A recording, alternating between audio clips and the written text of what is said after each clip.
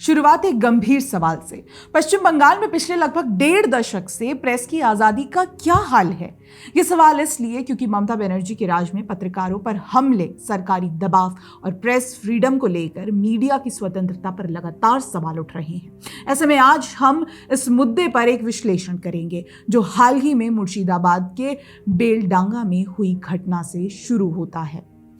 16 जनवरी 2026 को जी24 घंटा की जिला संवाददाता सोमा माइती पर एक हिंसक भीड़ ने हमला कर दिया। आपको बता दें, ये घटना एक प्रवासी मजदूर की मौत पर हो रहे विरोध प्रदर्शन के दौरान हुई। पत्रकार सोमा माइती को और उनके कैमरामैन पर हमला किया गया। भीड़ ने उन्हें 1 किलोमीटर तक दौड़ाया। सोमा को हाथ पैरों में गंभीर चोटें आई हैं। उनके कैमरामैन को सिर में चोट लगी और उन्हें मुर्शिदाबाद मेडिकल कॉलेज में भर्ती कराया गया है। दोस्तों, इस पूरे प्रकरण में सबसे चौंकाने वाली बात यह है कि यह हमला भारी पुलिस बल की मौजूदगी में हुआ, लेकिन पुलिस ने कोई हस्तक्षेप नहीं किया। पुलिसकर्मी मुकदर्शक बने रहे और हमलावरों को आराम से जाने दिया गया। इस घटना ने ममता बनर्जी सरकार पर कानून व्यवस्था की स्थिति को लेकर एक बार फिर से सवाल खड़े कर दिए हैं। लेकिन इस पूरे मामले में मुख्यमंत्री ममता बनर्जी की प्रतिक्रिया और भी विवादास्पद रही। हमले की निंदा करने या न्याय का आश्वासन देने के बजाय उन्होंने कहा कि पत्रकार को वहां जाना नहीं चाहिए था। उन्हें पता है कि शुक्रवार का दिन है। सही बात है ममता जी, जुम्मावार का दिन है। इस्लामिस्ट भीड़ के बीच पत्रकार नहीं जाने चाहिए थे। बाकी आपका तो कहना ही है कि धार्मिक कार्यक्रम रोकने का आपका कोई अधिकार नहीं है। दोस्तों, देखा जाए तो ये घटना ममता राज में प्रेस की आजादी पर एक बड़ा सवाल खड़ा करती है, जहां पत्रकारों को अपने ही काम करने पर खतरा मोल लेना पड़ता है। क्योंकि देखा जाए तो ये कोई पहली घटना नहीं है। आपको याद दिला दूं कि दिसंबर 2016 में हावड़ा जिले के धूलागढ़ में मुस्लिमों ने दंगा किया, जहां घरों पर हमले और आगजनी की घटना हुई। जी न्यूज ने इसे सांप्रदायिक दंगे के रूप में रिपोर्ट किया।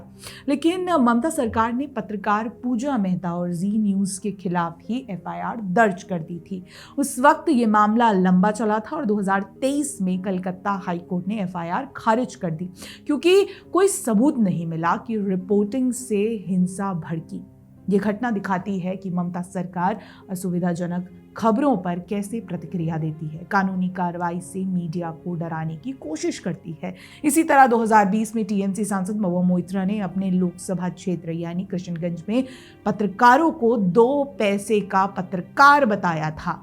उसके बाद लंबे समय तक पत्रकारों ने महुआ को बॉयकॉट किया, लेकिन तृणमूल कांग्रेस ने इससे किनारा नहीं किया, क्योंकि टीएमसी भी शायद हर उस पत्रकार को 2 पैसे का पत्रकार मानती है जो ममता बनर्जी जी के डिक्टेट को नहीं मानते हैं।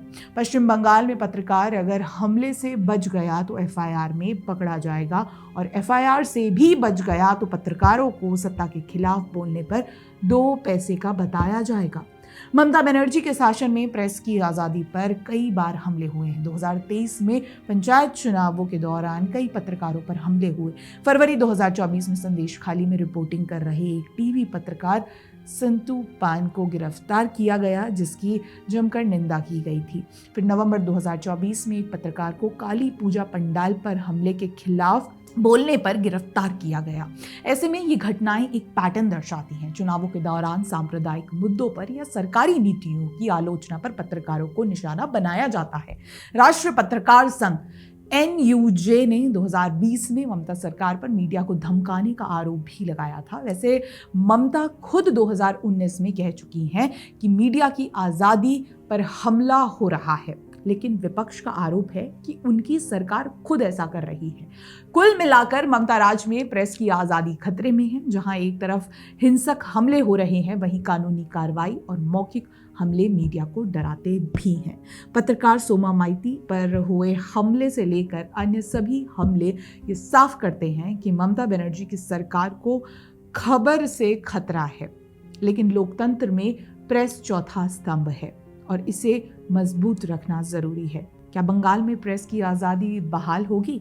ये सवाल अब जनता और न्यायपालिका पर है, क्योंकि हम भी पत्रकार हैं और अपने हक के लिए ज़रूर आवाज़ उठाएंगे। बहुत बहुत धन्यवाद।